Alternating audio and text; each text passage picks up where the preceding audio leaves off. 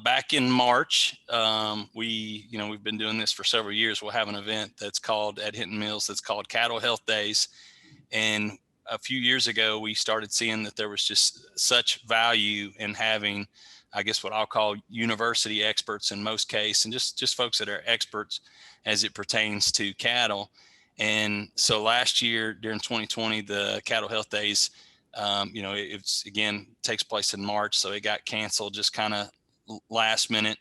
And so this year we did a series of Zoom meetings, and a couple of things that were really interesting to me about those Zoom meetings. We had some great speakers. I don't want to name names because I'll forget somebody, but all of them were really great speakers.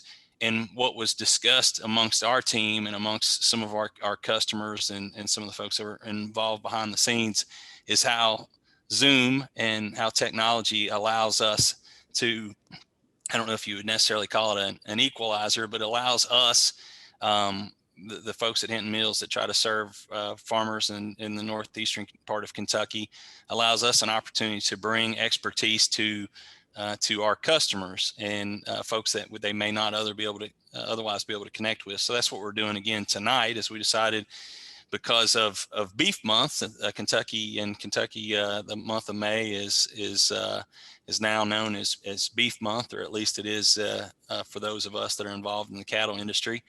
And so tonight we wanted to continue just kind of a similar series. We want to keep it to about an hour tonight, but we got three great presenters with us here tonight, and we're going to be talking about beef. With that said, the other thing that was interesting about those Zoom meetings is we were able to see the folks that attended those meetings and see.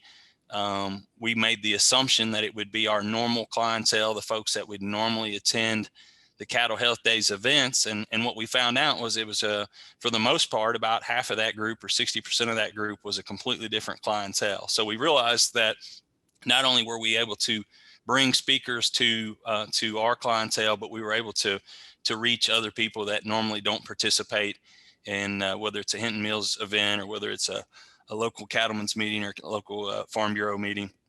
So that's what we're doing tonight. We're continuing with a series about cattle, in this case, again, with beef cattle. We got three presenters with us here tonight. I'm going to turn things over to the first presenter, but just to go through our list for those of you that are joining us, thank you for being a part of it tonight.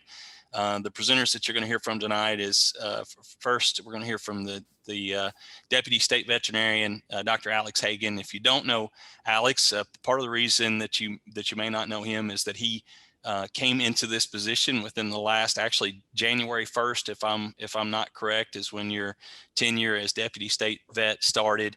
But Dr. Hagan has a background in cattle. I'll let you get into that in a moment. But we also have two other presenters with us tonight from Kentucky Farm Bureau. We have Renee Carrico, who Renee is also new or relatively new in her position, not new to agriculture, but new to the position, serving as livestock and environmental field specialist for Kentucky Farm Bureau.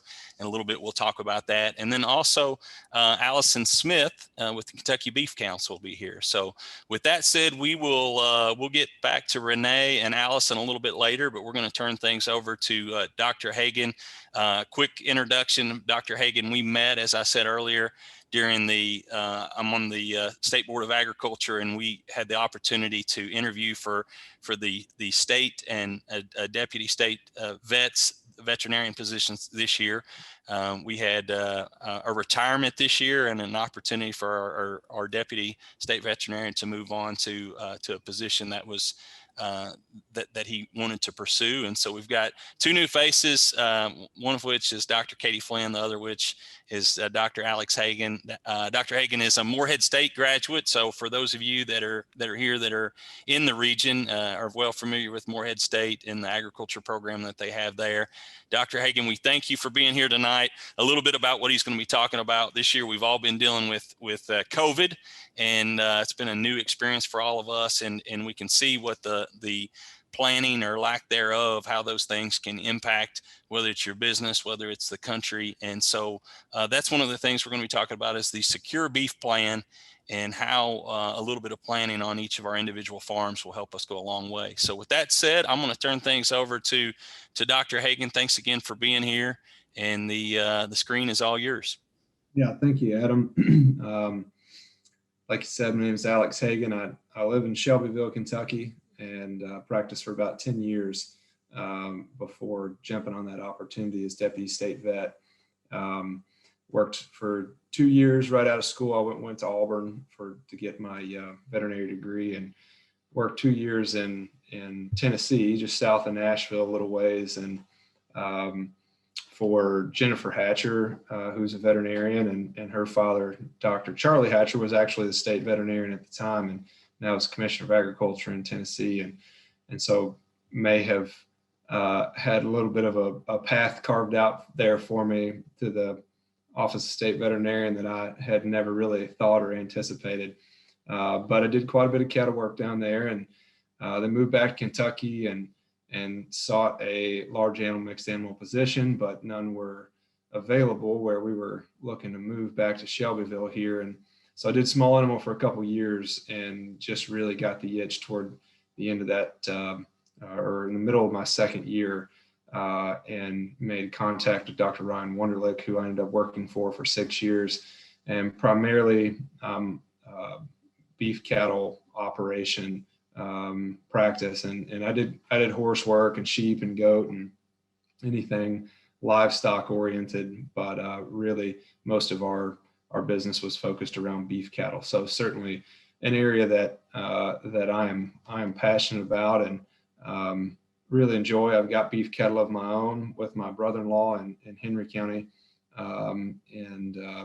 you know, it's something, especially as we get into these programs with the state vet's office, and this is, you know, specifically falls underneath our emergency programs with the secure beef supply plan, but there are so many applicable things from the secure beef supply plan that we really want people to be thinking about, you know, even after this pandemic is declared over. I think people will probably still be washing their hands a little more often. Maybe even, you know, washing fruit that someone else handled at some point in time a little more often. And although we don't really think about those things in the sense of biosecurity, that's essentially what they are. And that's something we want to bring to the table, bring into the light, I guess, for producers is thinking about biosecurity, because there are plenty of diseases out there that are not here, and we want to keep them out there and not here. You know, what we're going to be talking about tonight, the secure beef supply plan, really is primarily focused around foot and mouth disease virus, which it is present in different countries around the world, South America, Asia, India, some places in Africa. I mean, it is absolutely out there, and it is not unthinkable that it couldn't get here. But our job at the Office of State Veterinarian is to help prepare you guys, prepare our state for the occurrence of a foreign animal disease. So with that, I'll share my screen here and pull up the presentation. Actually, well, just to touch on briefly, going back to our position here at the state vet's office, I don't know that I had I didn't have 100% clear understanding of what all took place at the state vet's office, because we cover quite a bit, and we cover a lot in a lot of different animal industries. But one of the big things that I really want to maintain, as deputy state vet, and I know Dr. Katie Flynn is absolutely right there with me, that we're a consumer protection agency. Our service to the state of Kentucky is to protect our producers, protect our cattle, and protect our food supply. And that's really at the root of what we're going to talk about tonight in this presentation. I'm going to start you guys off with a video. And the reason I want to start off with the video to this is because I think It's about a 5.5, 6 minute video. I think it does a really good job of kind of laying this out and giving you some visuals that I really can't efficiently give in a PowerPoint presentation. So I'll give you guys a break from hearing me for a second, and we're going to watch this secure beef supply plan video. And like I said, it looks like it's just shy of 7 minutes, but can you see the screen there all right? Yeah, we can see it here. All right, I'm gonna start to play it. If let me know one way or another if you're not hearing sound. Thank you for making time to watch this short video presentation about the Yeah, we can hear it. For continuity of business during a foot and mouth disease outbreak. This video will describe how the United States would respond to a foot and mouth disease outbreak, why the Secure Beef Supply, or SBS plan is needed, and how beef producers, livestock transporters, and packing plants can participate in the SBS plan. Foot and mouth disease, or FMD, while harmless to people, causes blisters in animals with cloven hooves, such as cattle, pigs, sheep, and goats. It is the most contagious disease of livestock. However, it is not a public health or food safety concern. Normal appearing cattle can shed FMD virus in bodily fluids like saliva, urine, milk, and even semen 2 to 4 days before clinical signs appear. FMD virus is very easily spread to other animals on vehicles, people's clothing or footwear, and equipment that can carry the virus in saliva, manure, or dirt. Foot and mouth disease is discussed in more detail in another video. Foot and mouth disease has not affected United States livestock since 1929.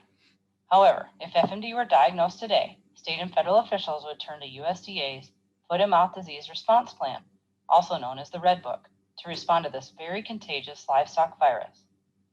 The Red Book provides guidance on setting up control areas around infected premises, which are farms with livestock that test positive for FMD. The size of the FMD control area could be as small as a 6-mile radius from the infected premises for one farm, or very large, such as an entire region if several farms have positive animals. Movement controls will be put in place in the control area to limit FMD spread. This will include moving animals between premises and 2 packing plants. How would that affect your business? This brings us to the need for the Secure Beef Supply Plan. The SBS plan provides a continuity of business plan for cattle operations in control areas that are affected by movement controls, but not infected with FMD, so they can continue to move cattle. Cattle ranchers, feedlot operators, livestock transporters, and packers rely on cattle movements to provide quality beef products to grocers and consumers. The SBS plan provides guidance for moving cattle that have no evidence of FMD infection to harvest and to other premises, which could minimize lost income across sectors of the beef industry. The SBS plan provides guidance for an operation with no evidence of FMD infection to move cattle between premises and 2 packing plants. It is the result of years of collaboration between the beef industry, universities, states, and USDA. Participation is voluntary. The SBS plan, funded by USDA, also provides resources to help producers protect their herd from FMD exposure. The full 7-page plan can be found on the Secure Beef Supply website at securebeef.org.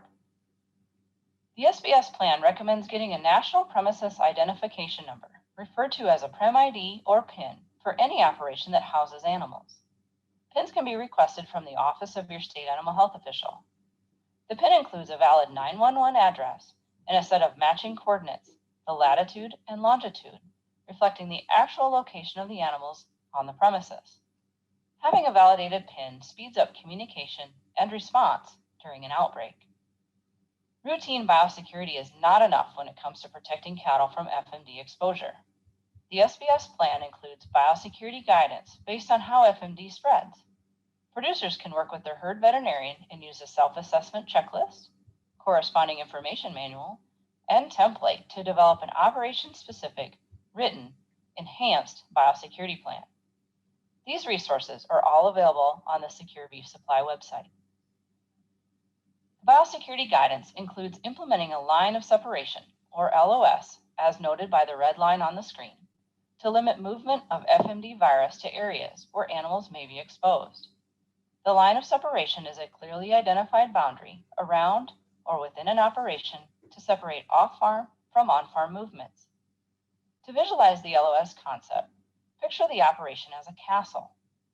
Think of the LOS as a moat around the castle, and the drawbridge is the access point, controlled by the operation. The operation decides when to lower the drawbridge and let in any vehicle after it has followed appropriate biosecurity measures, such as being cleaned and disinfected. Biosecurity steps and the line of separation are covered in more detail in another video. Another component of the SBS plan is surveillance, looking for FMD in the herd. If your operation is in a control area, surveillance may involve periodic farm inspections by regulatory officials. Unfortunately, there are no cow-side tests that quickly tell if an animal is infected with FMD. Inspections and testing can be supplemented by personnel observing animals daily, looking for clinical signs or changes in production. The SBS website includes resources to accomplish this. Abnormal findings must be promptly reported to regulatory officials. Surveillance is covered in more detail in other videos. Let's recap the many components of the Secure Beef Supply Plan. In order to move cattle from a control area to another operation or to a packing plant, producers will need to request a movement permit. Enhanced biosecurity for the livestock truck, driver, and the entire cattle operation will be needed to prevent FMD exposure. Surveillance during an outbreak will be necessary to ensure only cattle from herds with no evidence of FMD infection are moved to other premises. These components can provide continuity of business for producers who choose to participate. It is important to note that the SBS plan is guidance only. In an actual outbreak, decisions will be made by federal and state officials based on the unique characteristics of the outbreak. Remember, FMD is not a public health or food safety concern. Meat is safe to eat. The SBS plan provides the tools to protect cattle in the beef industry during an FMD outbreak. Talk with your state animal health official about participating in the plan, or visit securebeef.org to learn more and to find the resources described in this video. The Secure Beef Supply Plan was funded by USDA. This video was written and produced by the Center for Food Security and Public Health at Iowa State University College of Veterinary Medicine. All right. I'm going to bring my presentation back up here.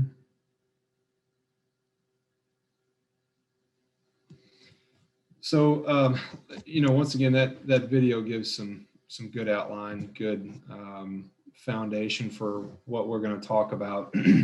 I do want to briefly bring up that this is a project, this and Secure Pork Supply Plan and Secure Poultry Supply Plan.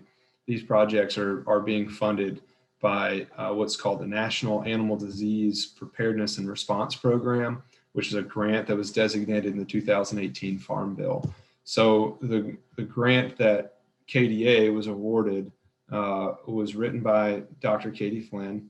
And essentially what they asked us to do was identify our top 3 industries in the state of Kentucky, and beef being top 10 in the entire nation. Obviously that is one of our big industries. So we were essentially, what we're asked to do in this grant is build out our emergency management infrastructure. So this is training our staff at Office of State Veterinarian. We will be hiring a emergency program coordinator, and then equipping those personnel as well with knowledge and the ability to reach out to farmers. So and help to introduce these ideas. So the broad sweeping term there is the Secure Food Supply Plans. And like I said, in Kentucky, our top 3 that were identified were beef, pork, and poultry. So future plans could expand into or will expand into dairy or Secure Milk Supply Plan, and then sheep and goat, Secure Fiber, and potentially even aquaculture, is that seems to be a growing industry in Kentucky. So if any of you guys that have beef cattle also are running sheep, goats, pigs, even if it's show pigs, we're specifically aiming at industries in Kentucky that have not already been addressed. And so obviously looking at that video that was built by USDA. That's a national program. But I just want to emphasize that what we're doing is trying to target Kentucky's industry. And I think everyone can agree the majority of cattle farms in Kentucky are not like the majority of cattle farms in Kansas or Colorado or California, Arizona, Texas, whatever. You know, we have a lot of beef cattle in the state, but those plans that have been built on a national level really don't reflect our same needs. So that's our focus, is trying to cover the needs of Kentucky farmers. And then, of course, training, exercising these plans. That essentially just means once we get these templates and these plans built, we want to get out on the farm with you guys and say, hey, look, this is what this looks like. You know, if foreign animal disease were to come, these would be the measures taken to protect your cattle, and also the measures taken for continuity or business continuity, as was introduced in that video. So business continuity, essentially, you know, if virus were to hit the United States, and there would be a shutdown of animal movement to try and stop this virus as quickly as possible. Those places that are not showing signs or uninfected, you know, will be granted a permit if they have plans for keeping biosecurity. So anyhow, that all of that is funded through this national program. Objectives, of course, protecting livestock from disease is huge. You guys can see from these pictures, you know, you look at that lesion on that tongue, that cow's not eating. There's no way. She's in a lot of pain. She's probably standing out there salivating. You know, she is not feeling good. And you know, these feet lesions, they're not moving to feed either. I mean, we've all seen nasty foot rot, and this is even worse. And this is a virus. You're not going to give this shot of cow antibiotic and make this cow better. So we want to protect our livestock, not just because it's our way of making a living, but because we care about our cattle, and we don't want to see our cattle suffer through a virus like this. So maintain continuity of business. I already talked about that, and essentially, you know, we just want to make sure we can keep keep commerce moving as quickly as we can, get back to normal, essentially. Keep the food supply chain moving. I think we all have a very recent display of this during COVID. You know, when these slaughterhouses were closed down, obviously that was a different reason, but still our food supply was interrupted, on top of, you know, the panic and people running to the store to buy everything up. If you stop the movement of cattle, that means you've stopped the movement of cattle to slaughter facilities, and that means that beef's not getting to the store. So we want to make sure that the food supply is moving, and that really feeds into that continuity of business as well.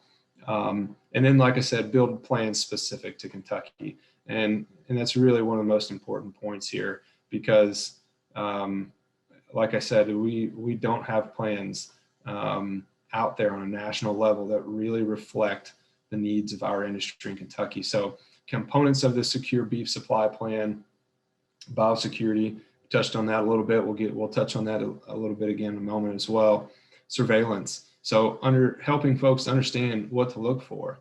You know, we hope we're not ground zero. We're not the point infection, and most likely Kentucky won't be, not having, you know, major import docks or anything here, but still we want people to know what this looks like. If the disease does get here, how do you know if your animals have been affected, or if you're receiving animals from somewhere and you were to see a vesicular lesion like this on the, you know, right underneath that top lip of that cow, or, you know, obviously a foot could get to looking like this with foot rot, but you're going to know this animal doesn't have foot rot. You're going to know there's quite a bit more wrong going. So that's really part of that surveillance, is training our producers as well as what to look for with these foreign animal diseases.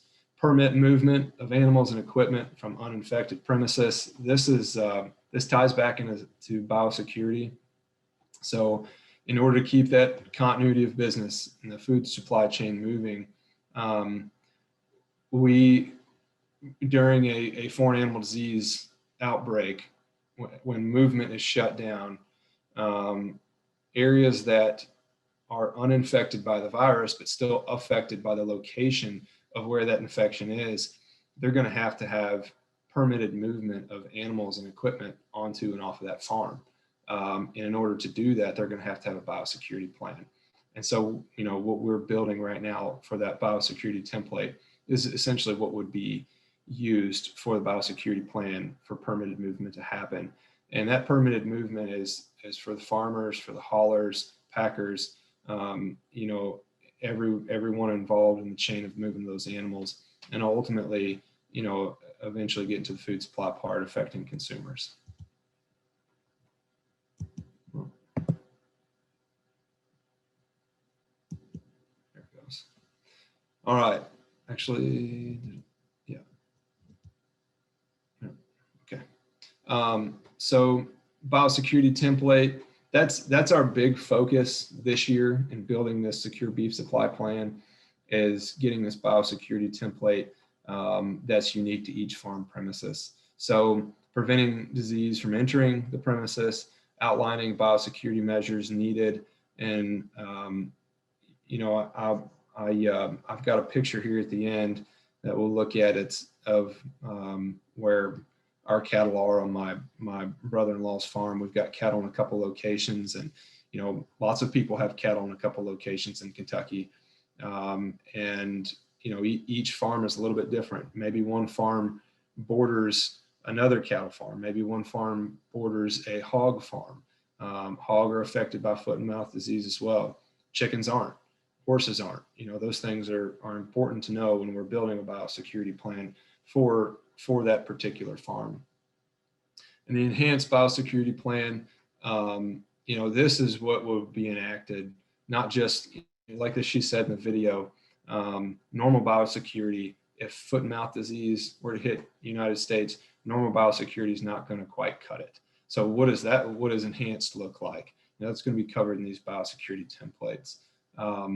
And once again, yes, this is specifically building for foot and mouth disease or foreign animal disease outbreak, but these are things I think that are great education points for farmers to start thinking about now.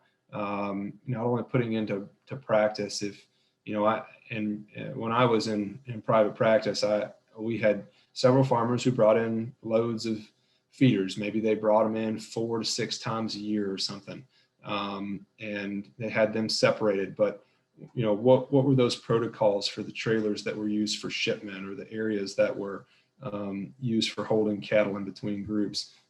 Essentially just trying to build our everyday use of thinking about biosecurity and how disease could potentially get onto your farm. And then, of course, the enactment of the secure food supply plans. So during a foreign animal disease outbreak, permitted movement only, for that to happen, the enhanced biosecurity plan has to be in place. So what does that biosecurity plan look like? What are the components of it? First we would ask that a biosecurity manager be designated, and then there be a written plan that biosecurity manager is a integral part of setting up and acting. So that's something for you guys to think about. I farm with my brother-in-law. He's the one that needs to be the biosecurity manager, not me. If we have a foreign animal disease outbreak, I'm probably not going to be on the farm. I'm probably going to be on a lot of other farms, or at least have part in trying to figure this out. So, what does that look like for you guys? And a lot of our farmers, beef cattle farming is not their only job.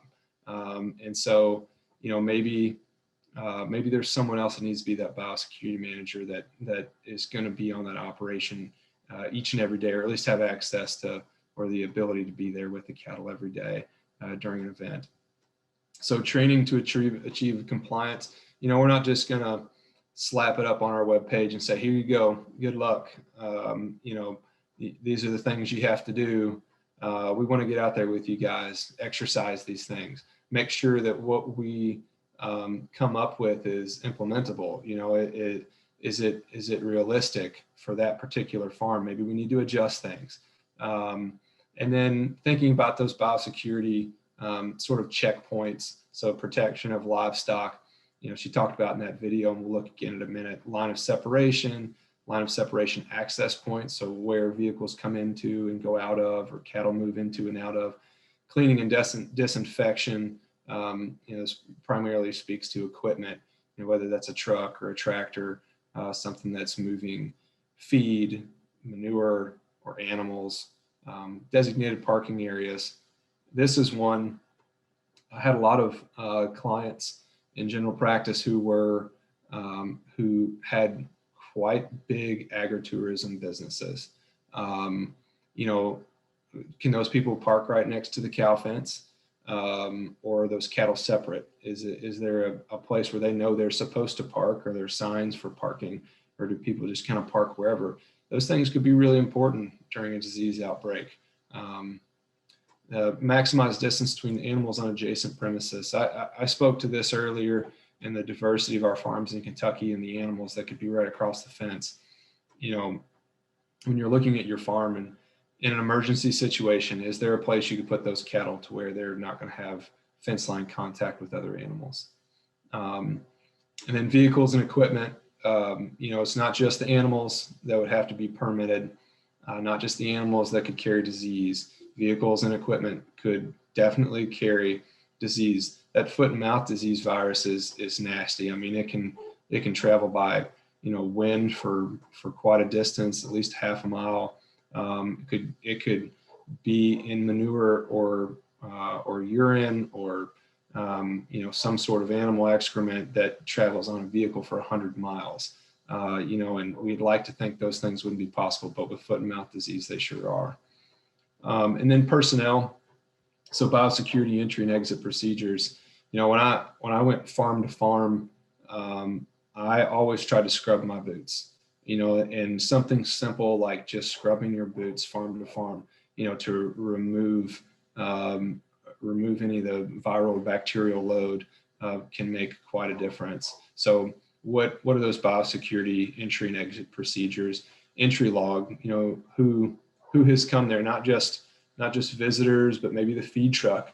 How many times a day does a feed truck make feed deliveries to different farms? And during a foreign animal disease outbreak, if we're expecting a load of feed to come, where did that truck just come from, or where is it heading to?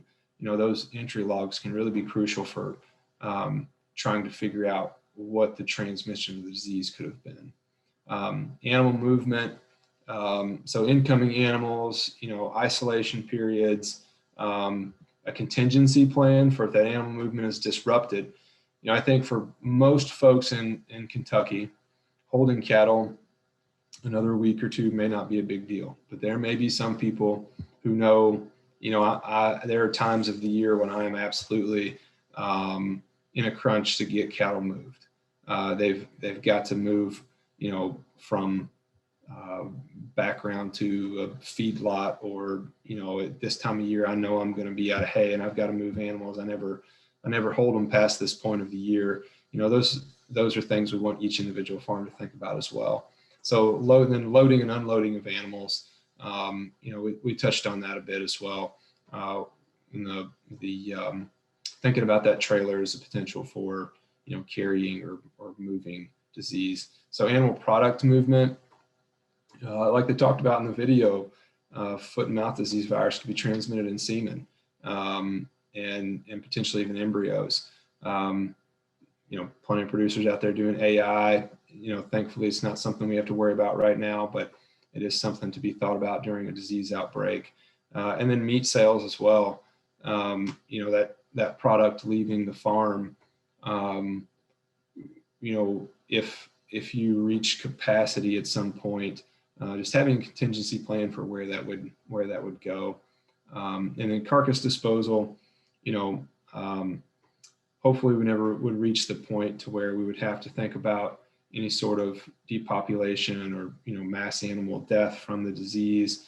But what would we do with those animals to minimize contact to the rest of our herd? what does that look like? And this is another point for daily use as well.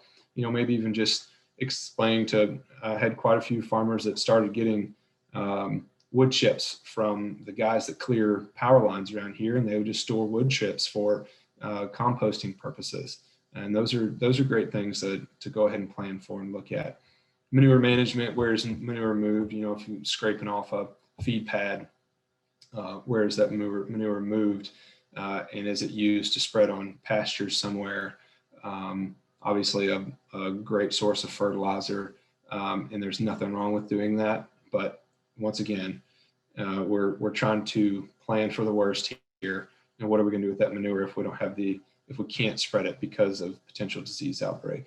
And feed sources, I touched on that as well. So feed source is just, I've got to have that shipment of feed come in, and we're in the middle of a foreign animal disease outbreak. You've got to have the ability to have a permitted movement for that feed to come in. So she talked about the castle in the video, and the water around the outside, the moat, the outside of the castle being the barrier, the gate being the entry point. And this was their drawing of an access point here, a line of separation around the farm, and that line of separation maybe even dividing between pastures. It's another potential line of separation, designated parking areas. And this is where my brother-in-law is actually building a house, on one of these pastures. But this is our sort of our home farm. This is usually where, and this is an older picture. It doesn't even have our, which is relatively new setup for working cattle, but it's right here in the middle. We've got our working facility where it's got access to all sides of, or all four quadrants of our pastures. But I kind of drew this out as best I could on PowerPoint anyway. So it's definitely, I think my 7-year-old probably could have drawn straighter lines, but the red line being the point of separation. This farm behind us, they run cattle back here part of the year. This farm to the it would be to the east of us, on the right side of the picture here, there are always cattle over here. Our bull and the neighbor's bull like to push through this fence right here all the time and hang out with each other, which drives my brother-in-law insane. And then there are cattle across the street. We've got one, and this wasn't designed this way, because I wasn't thinking about these sorts of things all the time before I took this position. But we've got one pasture up front here we could move cattle to and hold cattle that would not be on potential fence line with other cattle. So having these thoughts in place, and these green lines here, access or gates, and then the orangish yellow, those are access points. So we've got gates up front here. We could close it off. But just thinking about where are we moving animals, where are we moving equipment, and where are our vulnerabilities in a foreign animal disease outbreak. So like I said, my brother-in-law would be the biosecurity manager. He'd be the one I'd be training for, thinking about how we're protecting cattle on this particular farm. And this would look totally different on the other pasture or other farm where we run cattle. It would look totally different. So each premises, needs to have a plan in place to how they're going to protect their cattle given those circumstances. So how can you be a part of this? Honestly, our participation from our producers is absolutely critical. I emphasized several times, we want this to be developed for Kentucky's beef cattle farms. The only way we can do that is by having folks come forward, participate in this. It is a completely anonymous survey. This data is going to be used for the sole purposes of building this biosecurity template.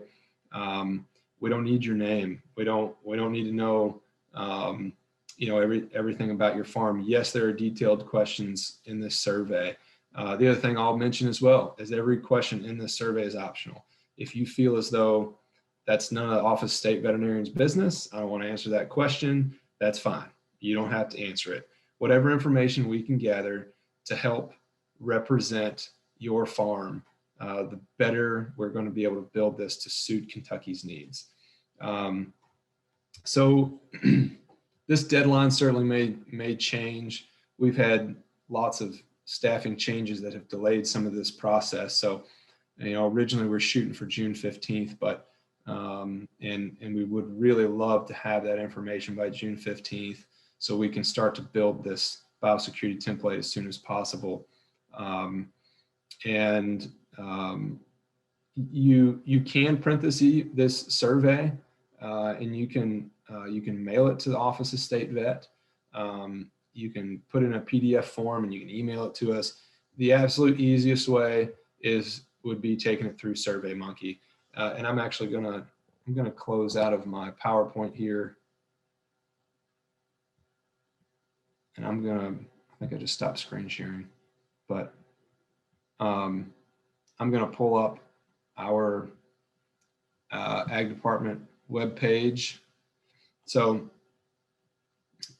kyagr.com. And if you come down here to Animal and you move to the State Veterinarian tab on the far right, click on State Veterinarian. And then over here on the right, it has our different programs. The second tab here, Emergency Programs. You just click on Emergency Programs. We've got some more information. You guys just got the full rundown here. You're welcome to read this. Again, if I confused you on any of that. But right here, we've got our beef and our pork supply surveys up. If you have hogs and you want to take the survey, go for it. And our pork supply survey, because we have so many backyard producers and smaller operations in Kentucky, this pork supply survey is really aimed at those maybe people that are raising 10 hogs for sausage, or folks that have show hogs. So if you have a neighbor you think would be good to contribute to that pork supply survey, you can send them here. Otherwise, that you just click right on that SurveyMonkey, it brings it up and you submit it, and it's really the easiest way to get that done. So that's all I've got for you guys. I probably ran over a little bit, hopefully not too much, but I really appreciate you guys giving me your time. And if you have any questions, you're always welcome to give me a shout at the office or shoot me an email, or, Adam can get you in touch with me. So anybody has any questions? Speaking of questions, we do have a few questions, and I'll get to those in just a second. Here shortly, we're going to get with Renee Carrico from Kentucky Farm Bureau and Alison Smith from Kentucky Beef Council are both going to give us about 5 or 6 minute updates from their areas. But before we get to that, we do have some questions. Just remember two things. A couple of things that popped into my head is, one is, if you're joining us tonight, again, thank you for joining us. And just keep in mind that this is kind of your one-on-one opportunity, if you want to look at it that way, from your home to be able to ask questions, have those questions answered by our presenters tonight.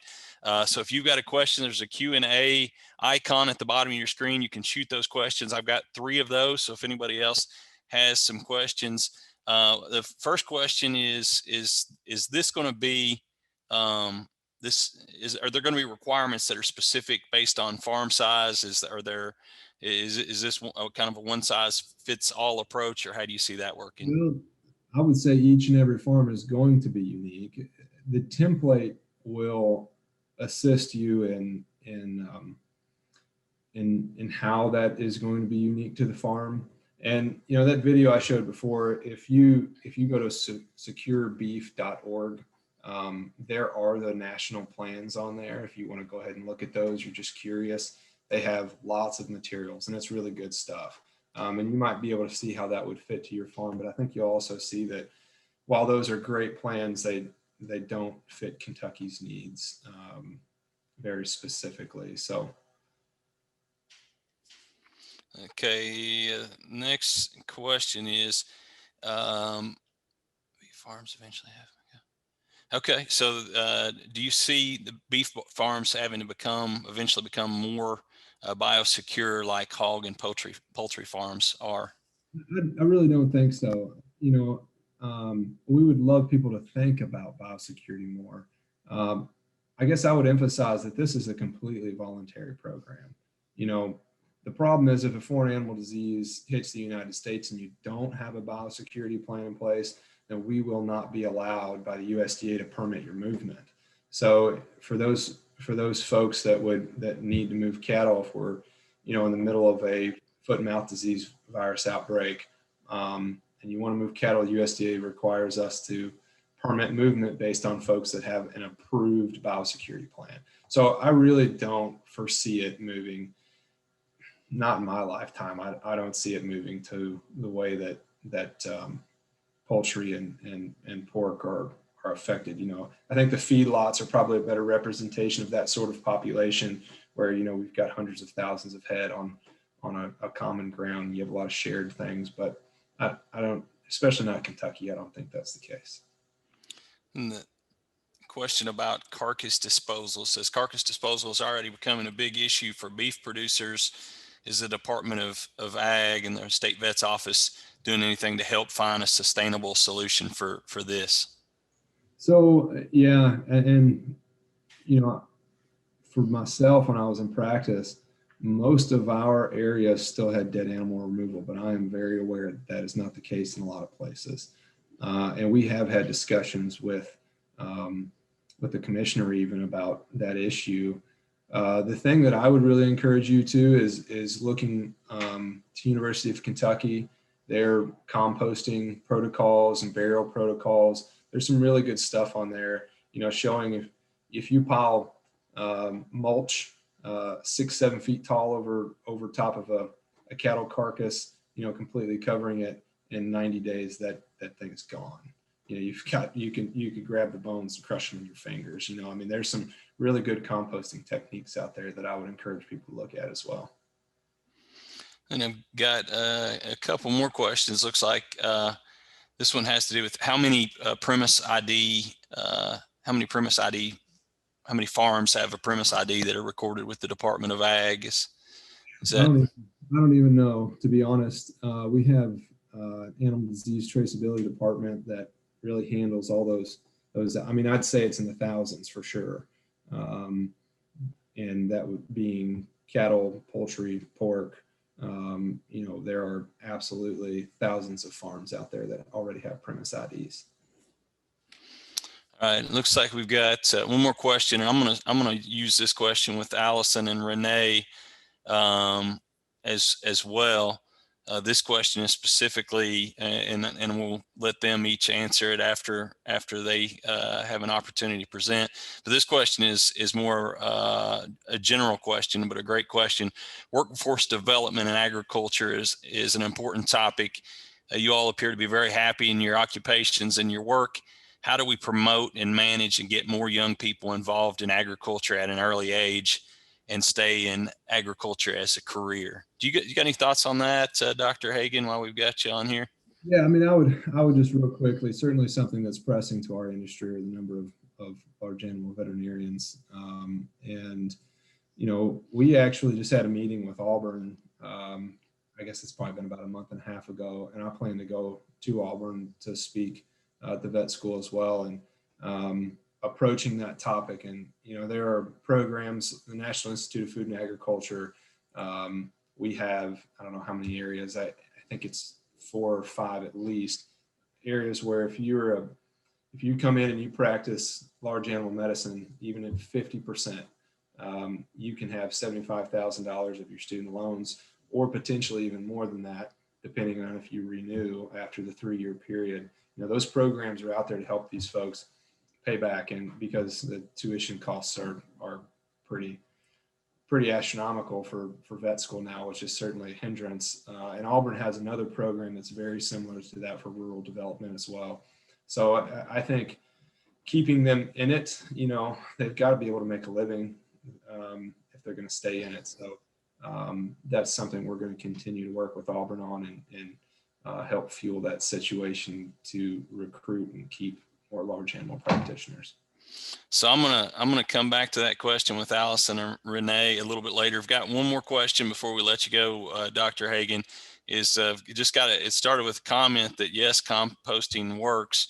But the question is, what is the goal for a timeline after the survey is complete? What's the idea? What do you expect the timeline to look like? We would really like to have these biosecurity templates developed before this national functional exercise we have coming up in November. So, you know, I think everybody is having trouble hiring right now. We have more than our share of troubles trying to hire personnel, which is, we've got 7 positions open out of 37 in the office, and the work is you know, piling on a lot of different people. So we've got great people in the office, but there's only so much can be done, you know, in a day. So that is our goal, is it's done by November. So certainly as soon as we know, we'll be using it, you know, organizations like Beef Council and Cattlemen's Association, Kentucky Farm Bureau, and everything we can to get the awareness out about those. Well, good deal. I do have 2 other takeaways that I made note of that I wanted to save to the end. One is with some of those slides that I'm glad I chose to go ahead and eat before the presentation. And the most important takeaway that I've got is, you mentioned the feed truck bringing it in. It's always the feed guy. Everybody, it's always, anytime there's a problem, it's always the feed guy, always picking on the feed guy. But Dr. Hagan, I really appreciate your time tonight. Thanks for being a part of things. For those of you who have not had time to meet Dr. Hagan yet, this was a great opportunity to do that. I'm sure that you look forward to that opportunity to do that in person someday, sometime. A great guy, great asset for Kentucky and those of us in the cattle industry and agriculture as a whole. So with that said, thank you for your presentation. And we're going to shift gears a little bit.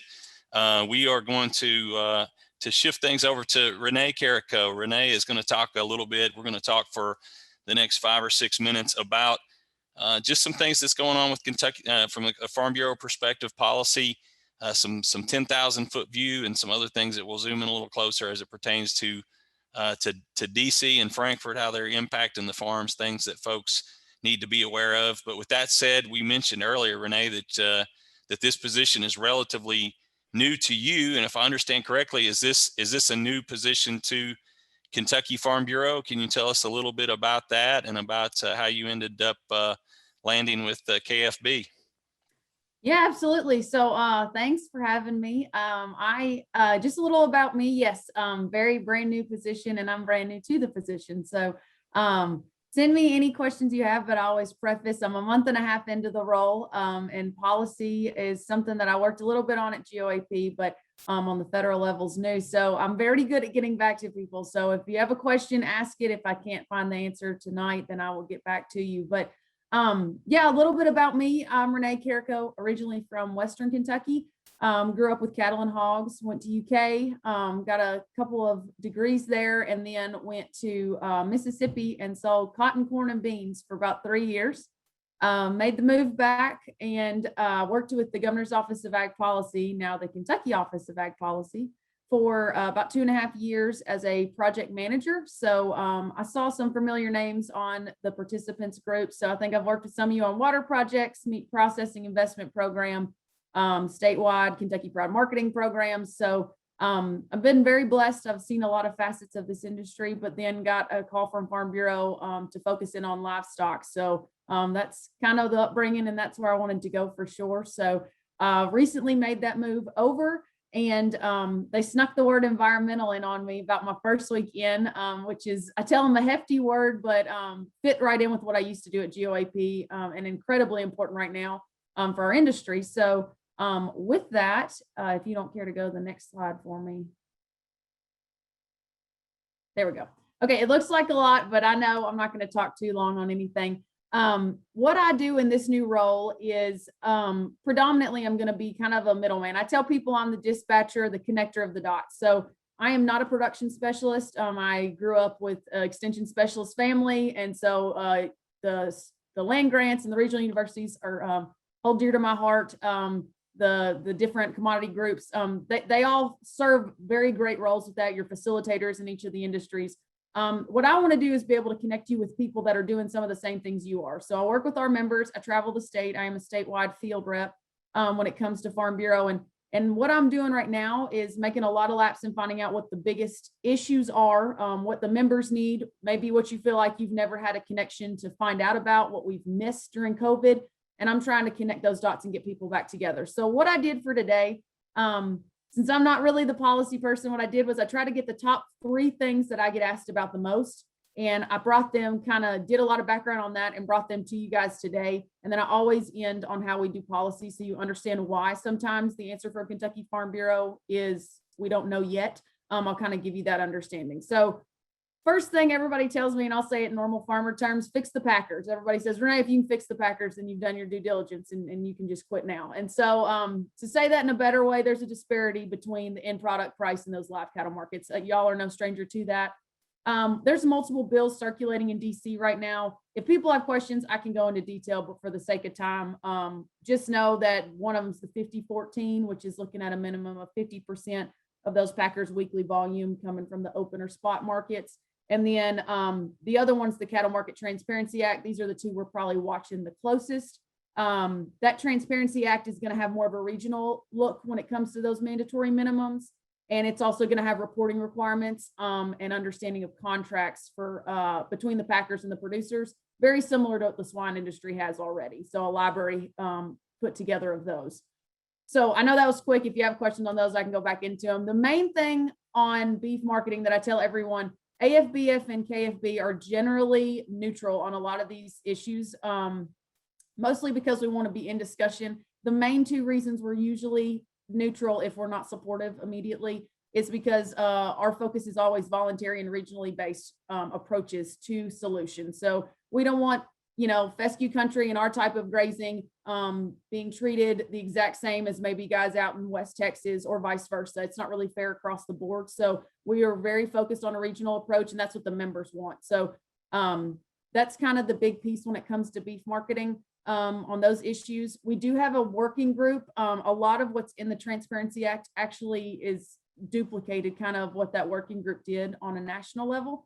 So really excited we had a member in Kentucky get to be a part of that, and President Mark Haney was a part of that. So we keep an eye on that at all times. And then the hot topic that I guess came out for any of you that have watched livestock marketing news lately, there was a closed door session on Friday. A lot of different groups were in the room, NCBA, American Farm Bureau, RCAF, the Livestock Marketing Association, a lot of groups that have a lot of similar interests, but maybe sit on different sides of the table on a lot of issues, sat in the same room and came up with a summary together. If you have not looked at that, I encourage you to look. Livestock Marketing Association put out a press release on that.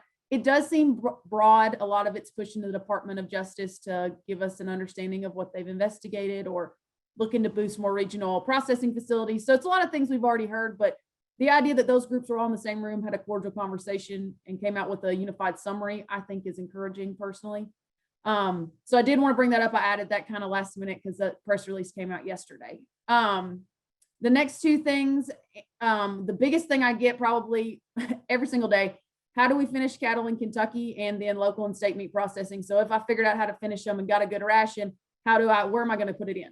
And get it processed. So the cool thing is, in my previous role, what I did for the last 6 months there was try to get out $2 million in CARES money specifically for meat processors. So what you'll see on there, if you're friends with Warren Beeler on Facebook, my number's off from his number's 4.6 million. That's how many are approved. I snuck into one of the project managers and found out if all my projects get approved on Friday at Ag Development Board, the Ag Development Board and CARES money will be at 5.5 million invested. I think that's a huge thing for Kentucky. The big part I always want to point out, and I got the girl at the office to be able to give me those numbers, 22, and that's the location counties of those processors. So that's 22 counties, much less the ones that they service animals for. And then 8 of those facilities are going to be new, and those are going to be USDA certified at a minimum. So the main thing is, if you're one of those guys that processes and then sells retail cuts and you need a USDA facility, the Ag Development Board did put a big focus on that. The other thing I'll say is we're getting a lot of push at Farm Bureau. How do we do more? Is there a larger processing facility in mind? Or we need to have a better feed out structure? these are all things we're trying to get in the room and have conversations started on.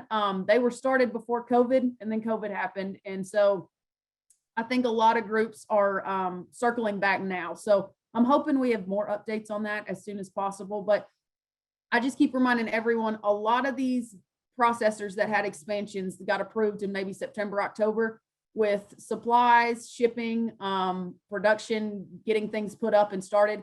A lot of those guys are going to start expanding and be able to get your numbers in now, even though they were approved so long ago. And then some of these new facilities are going to be coming on quick in the first 6 to 8 months after they get approved. So just be on the lookout. If you see somebody local, just find out timelines, work with people, and don't be afraid to call, because there's nothing worse for some of these processors to get a same-day cancellation. So if you're close and you can be that guy that brings it in, that's super helpful. Finishing cattle. This is an easy one. I got to talk to the UK group. They are going to do a master finisher this fall.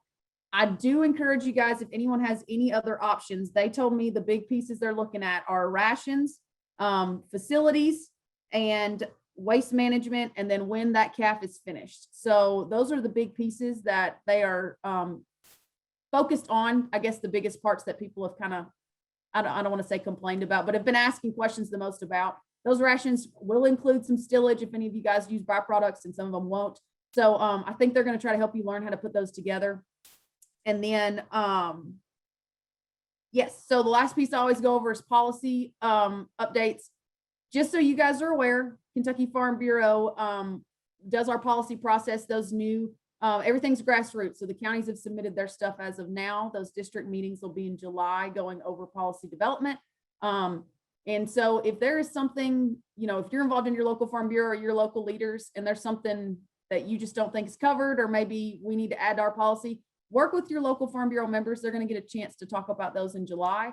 And then that gets sent through our resolutions committee to make sure it's not technically already in the book and we missed it. And then in December, the General Assembly for us will go ahead and pass those, our general membership in December. And that's what we work on in 2022. So I always end with that because I think it's incredibly important. Sometimes if you don't live and breathe Farm Bureau, you don't really remember the process. And yeah, so with that, I know I'm quick and I talk fast, but if there's any questions, feel free to ask.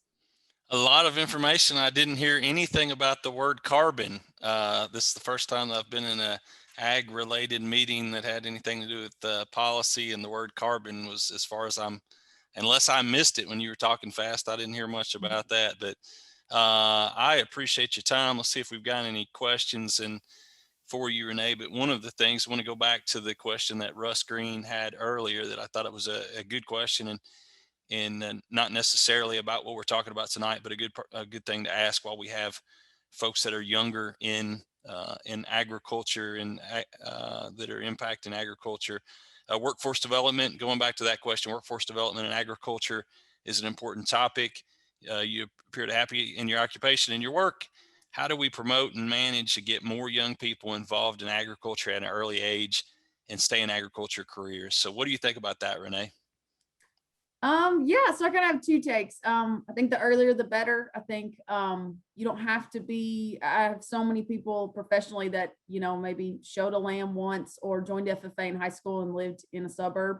And there's some of the best people in agriculture as well. So I think getting that stereotype that we have to grow up on the big farm, and helping those kids understand and meet people that didn't maybe come from that, big farm background, I think helps encourage them to stay. Also, kind of a different take. There's 5 of us. I'm throwing the odds out there. The 14-year-old's going to hang in ag, but 3 out of the 5 are going to be possibly in agriculture type careers. So that means 2 didn't.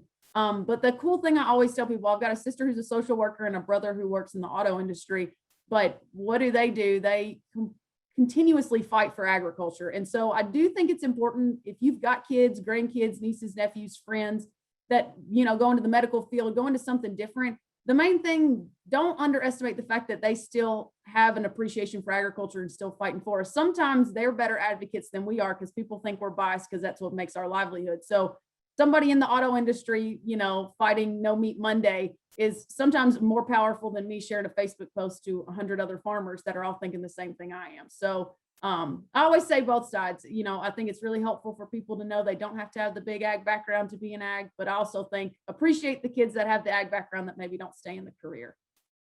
So just one more, just kind of general thing to wrap up is, so you joined right in the heart of, joined Kentucky Farm Bureau right in the heart of COVID, and you've not had the opportunity, at least with your Farm Bureau hat on, to make the rounds. Any plans for getting around? You and I talked about this a week or so ago on the phone about plans to be able to get out and get around Kentucky and meet up with folks. How can folks meet up with you, Renee, and what's the game plan there?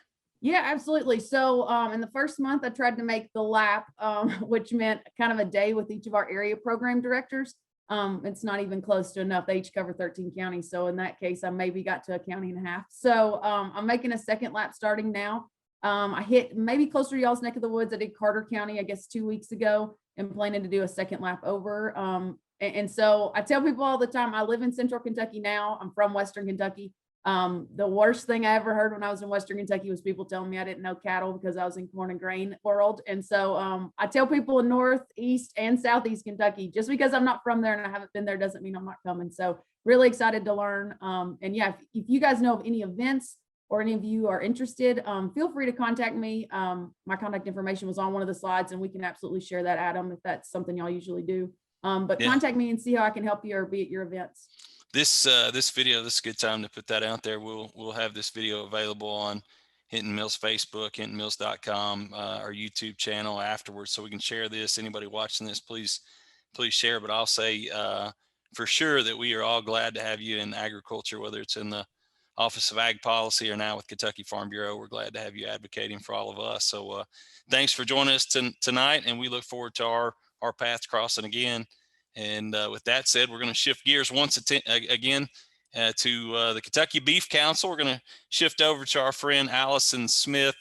Alison was at the, I assume that you were in Frankfurt last Monday when they did the state legislators. They signed off on the Kentucky Beef Month. I saw maybe you were with the governor and then the Department of Agriculture. And then the next day, we had you in Flemingsburg. That you were with an important crowd there. With we'll probably close out with that tonight as we're signing off. We've got a video that we can show you some of Alison's work. But Alison came. Kentucky Beef Council was involved with an event just to promote beef farmers, promote Beef Month here at Hinton Mills in Flemingsburg. We had 3 of our team members who fancy themselves as chefs. We had 3 of those guys cooking with Alison. It was a whole lot of fun. So with that said, I'm going to turn things over and let Alison Smith from the Kentucky Beef Council talk a little bit about Beef Month. So what's happening, Alison? Well, thank you for having us, Adam. And I'm just excited that May is here because, as you said, it is Beef Month. But I think every month is Beef Month, so I might be a little bit biased. But really, Adam, we want to take an opportunity tonight to just remind the folks that are on with us about the Beef Checkoff program, because that really is what allows us to celebrate Beef Month. And the Beef Checkoff program is that we've got here, it's set up and the original dollar, which is our federal dollar, was established back in 1985. So been well involved for a long time. And that dollar is split between our federal organization, which is the Cattlemen's Beef Board, and then our Qualified State Beef Council, which happens to be in the state of Kentucky, Kentucky Beef Council, or the Kentucky Cattlemen's Association. And that 50 cents that stays in the state of Kentucky can go towards promotion, research, and education. And I'll, in just a minute, talk about more specifically about those programs. But not too long ago, about 6 years ago, we did establish a state checkoff that was put in place to really help us have more opportunity to do more specific things in Kentucky. And if you remember now too, that the dollar checkoff on the federal side and the state checkoff is every time a beef, dairy, or veal animal is sold, goes towards that promotion, research, and education. And so in the state level, we do keep the dollar at the state level, and a farmer could, if they choose to, ask for it back, ask for a refund. But that, again, that state checkoff allows us to have a little bit more flexibility in that we can promote Kentucky beef and our beef farmers compared to the federal checkoff, which is a little bit more generic, and the beef it's what's for dinner that we so love dearly. But that's just a quick rundown of how the state and federal checkoff is set up. But as I mentioned, if you'll go on to the next slide, that there's only so many things that we can do with that checkoff, and that is in the broad area is promotion, research, and education. But with our state checkoff, we are able to do a little bit more with our market development in helping develop value-added programs for our beef farmers at the end product, of course. So looking at programs like the Kentucky Cattlemen's Ground Beef Program, also helping with processors, things like that.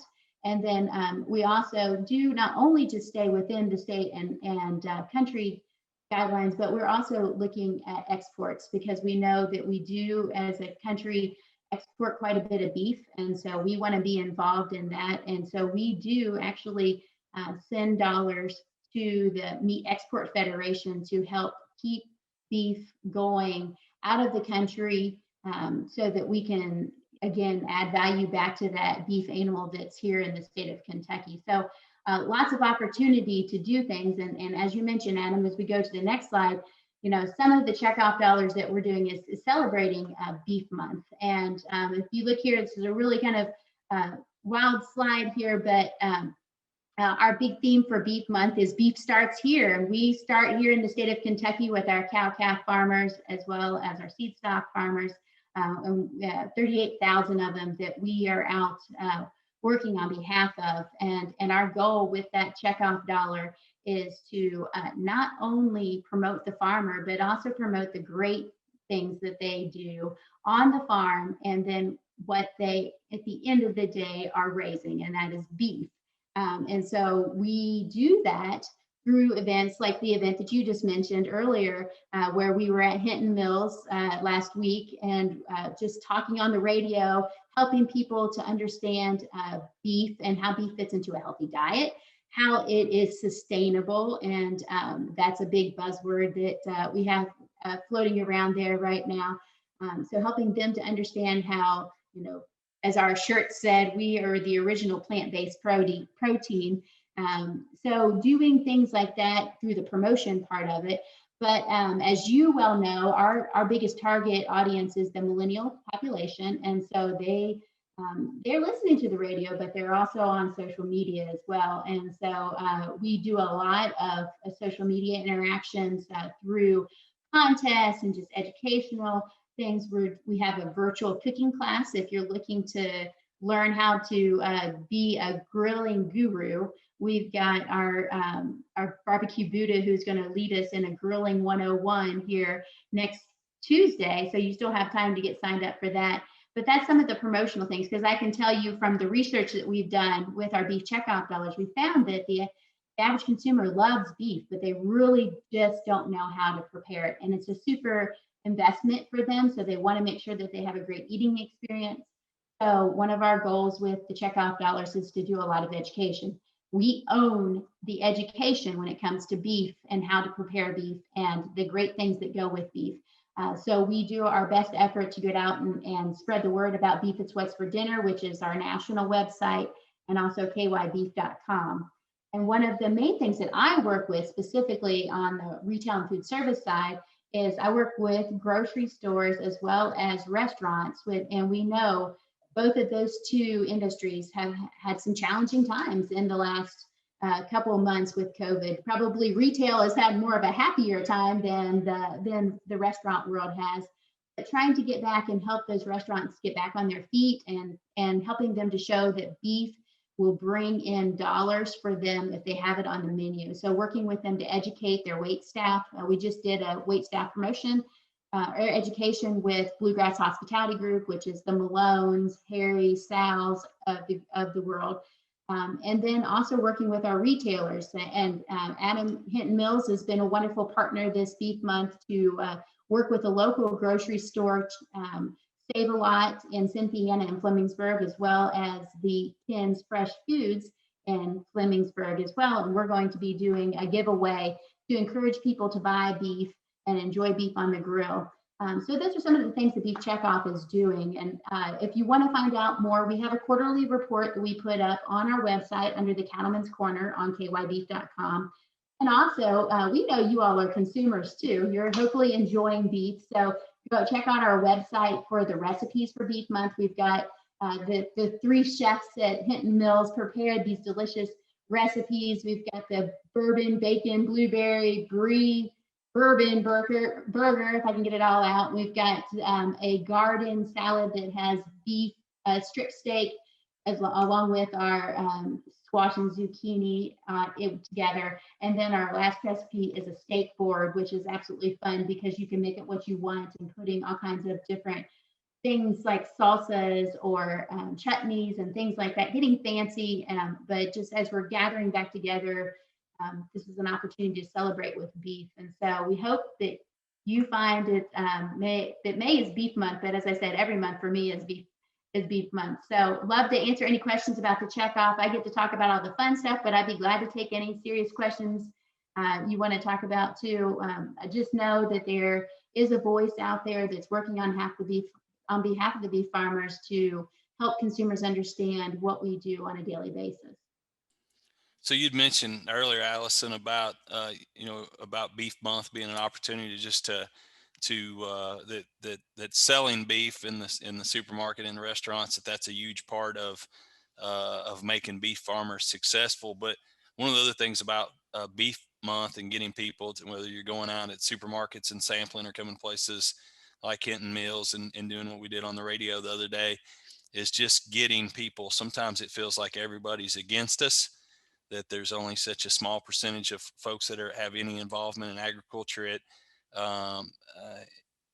as far as the production side of things. They all 100% of them have a part in eating it. So getting that product in front of folks, are you guys seeing results as far as maybe on the advocacy side of things from what you've been doing the last handful of years with Beef Month? Absolutely. We definitely have an opportunity for people outside of the beef community, really. We actually have a running team, Team Beef, Kentucky Team Beef, that is full of advocates that love beef and feel that beef fits into a healthy lifestyle, an active lifestyle. And I can tell you from that team, there's 38 team members on that team.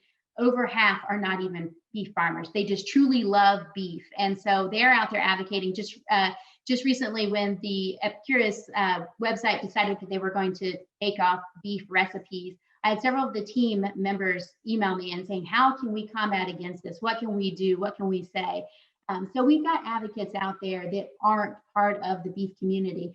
Our retailers in the state of Kentucky are some of our best advocates. Kroger, we have a great relationship at the Beef Council with the Kroger folks that are doing the meat merchandising.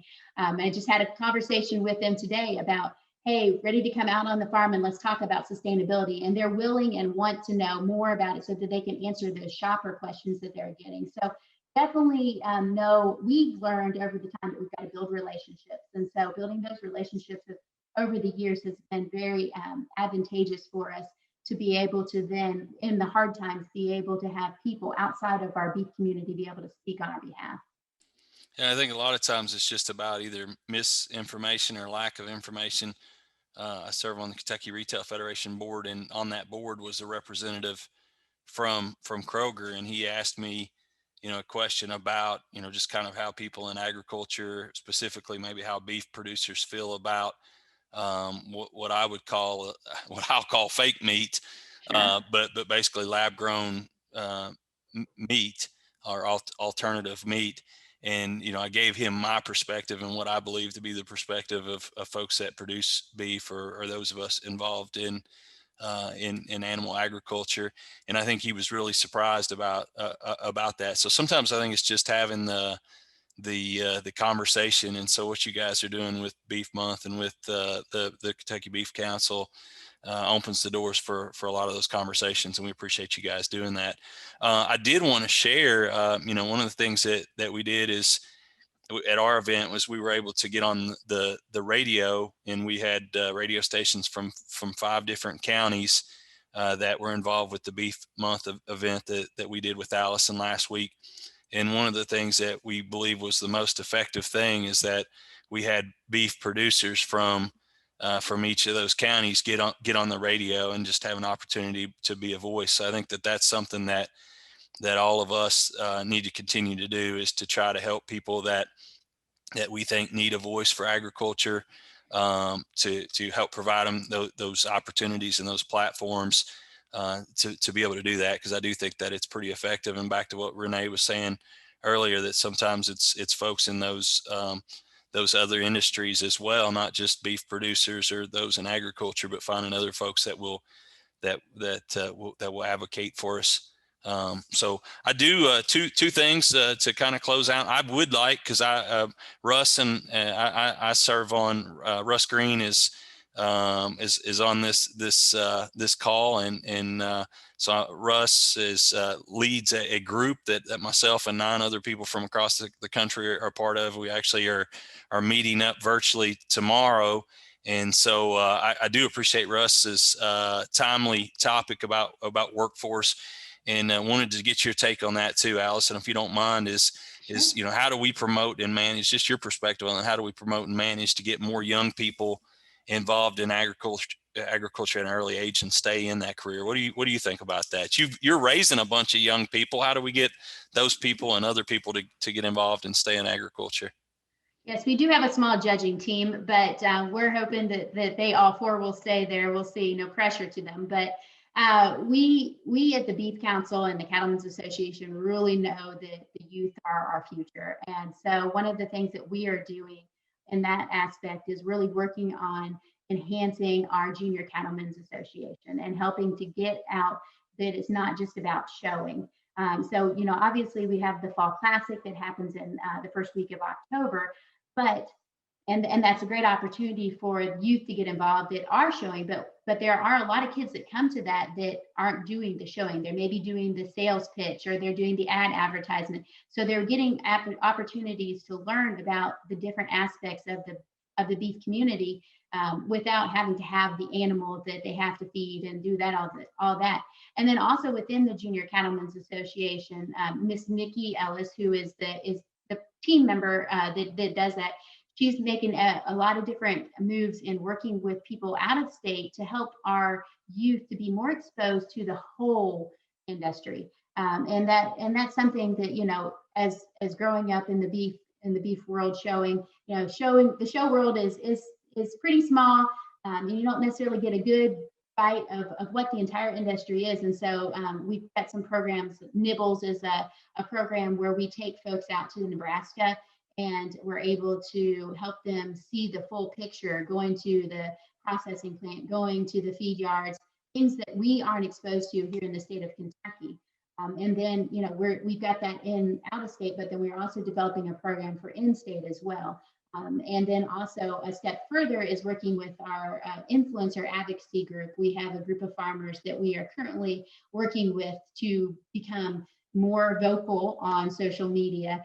So working to help them find their niche and being able to share that message. So I think, and then on a personal standpoint, as a beef farmer myself, one of the things that we try to do is set up a mentorship program and trying to mentor new farmers if they're interested. We offer internships on our farm, and I think that's a great opportunity for a farmer if they're looking to keep people coming back to this industry, is just have an intern every summer, let them see what it's like to be on a beef farm. It may be that they're just baling hay, which is what we do a lot in the state of Kentucky during the summer, but working calves, helping to work with your veterinarian, things like that, they giving them a thing. And even at the state office level, we have interns. So if you ever have a youth that wants to see what it's like to be a beef council person, we would enjoy shadowing or even having interns as well. So there's definitely opportunities, and we know it's so important to invest in the youth. I failed to mention this earlier. You talked about, obviously you guys are doing a lot of things for advocacy and just making folks aware of beef. You mentioned the running team. The first thing that came into my mind was more of like if you did like an annual running of the bulls. But instead of doing it in Spain, we could do that here in Kentucky. I could just picture Dave Maples and Nathan Lawson and the rest of you guys running from those bulls. So with that, I think it's more like run for the ribeye. Run for the ribeye. Run for the ribeye. Yeah. Have the ribeye at the finish line. Is that Well, that's why I run. That's why I run. You run to be able to eat more ribeye. That's what we're going on vacation, and I won't speak on behalf of my wife, but I can just tell you that I couldn't fit in about 5 out of the 6 pair of shorts that I own. So I've been eating too many ribeyes during COVID, I'm afraid. But with that said, we're gonna close things out here in just a second, and I think I don't know if we're gonna be able to make this happen or not. I think Julie is gonna try to close things out with the video. If for whatever reason we try this and it doesn't play, we encourage you to go to Hinton Mills Facebook, check out the video of last week, and it just gives you a better idea of some of the things that Alison and the Kentucky Beef Council. This is a video from our event. Again, I mentioned that we had 3 guys on our team that cooked the recipes that you mentioned earlier. It was awesome to see these 3 guys that work in a farm supply store that normally are cooking that it's burgers. If they cook muffins on the Holland grill, that they've really knocked it out of the park. To be able to cook some of the things that that you did, that you helped them with, it was just amazing. They did feel like chefs, and now we've got 3 divas walking around the Flemingsburg location right now. But if we don't get that video to play here tonight, I hope that you guys will just take a few minutes and watch that on our Facebook page. With that said, Alison, we thank you for what you do and the Kentucky Beef Council. The same for you, Renee, with Kentucky Farm Bureau, and Dr. Hagan. Thanks for what you're doing with the Department of Ag and the State Vet's Office. So all of you guys that tuned in, thank you. Please share this with folks that you've are friends with, that you think would benefit from this. We hope to continue to do this in some future months to be able to reach out to more folks. Again, thanks for whether you were a presenter or someone that was here just listening tonight and learning like I was. We appreciate it very much, and we'll talk to you soon. Julie, if you can, hit the video, and if not, check us out on Facebook.com.